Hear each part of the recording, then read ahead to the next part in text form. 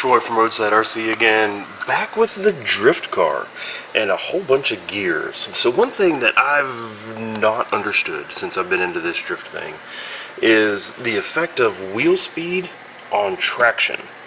Alright, so honestly, full scale stuff, like when I used to race the Chevelle over there, spinning is losing, right? Spinning is not winning. So if you were, sticky tires on a drag strip, launch, if you spin, you're lost, right? So obviously spinning is bad, that kind of thing.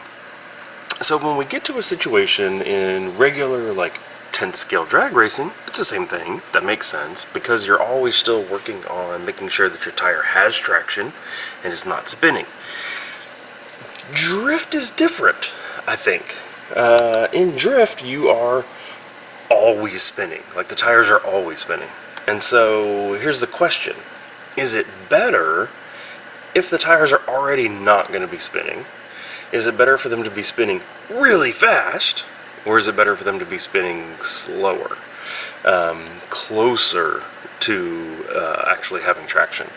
And I don't know. So we're just going to try it and see what happens. I invested a small amount of money in some really crazy pinion gears, a smaller spur gear versus what I have. What I have on there right now is a 25-80 combo, which gives me about a 3.2 gear reduction. I have everything that gets me. I have this 80 tooth spur, I have a 72 tooth spur, and then I have everything from a 21 tooth pinion all the way up to a 39. Look how big that thing is. It's pretty ridiculous. All the way up to a 39. That will give me potentially 8 combos as it sits. All the way from a 3.8 gear reduction all the way down to a 1.8. 1.8 is pretty serious. And so we're going to mess with it. We're going to do the same thing we've done before, which is just a short drag race basically within my garage, time it, see which one, we're just going to go wide open, see which one does better, how it does better. But before we get to that, one of the things I need to do is, if you look at this motor mount, you will see that the motor mount has a very, very small amount of play in it, or adjustability in it, which means I can't actually get any of this stuff that I bought to fit until I modify that motor mount. So first up is modifying a motor mount.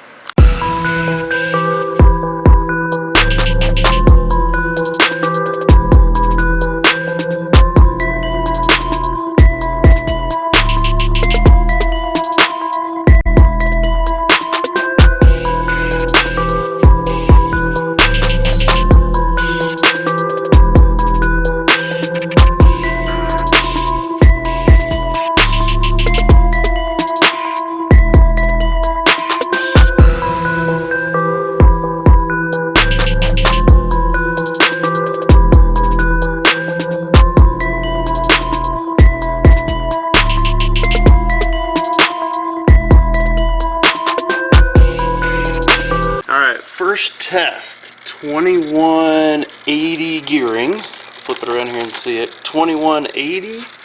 That is the highest gear reduction that we have, a 3.8. So that means the slowest wheel speed. So first, we're going to test the drag race. 2180.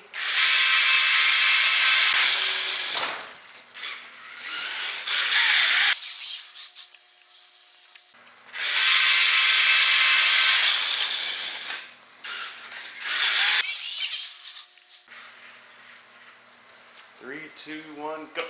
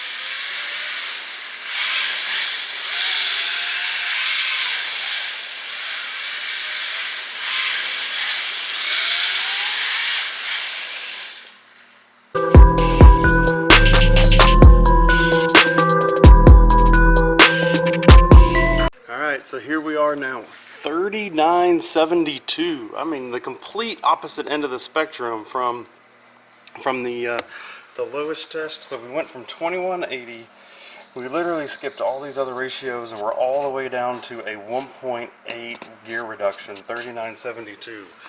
Let's see, like, does this work? 3972 gearing. A little faster. Test number 2.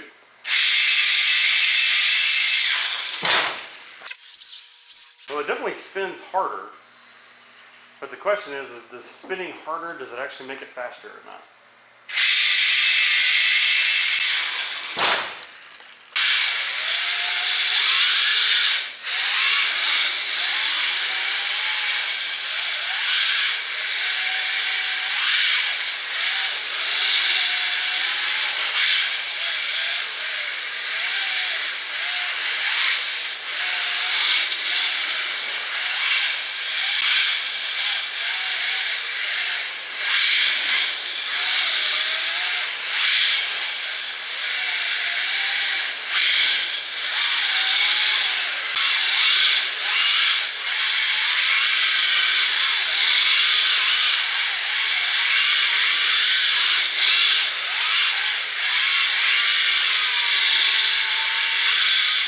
This is 3272 now, so we're going up from that 1.8 to the 2.25. 3272 gearing.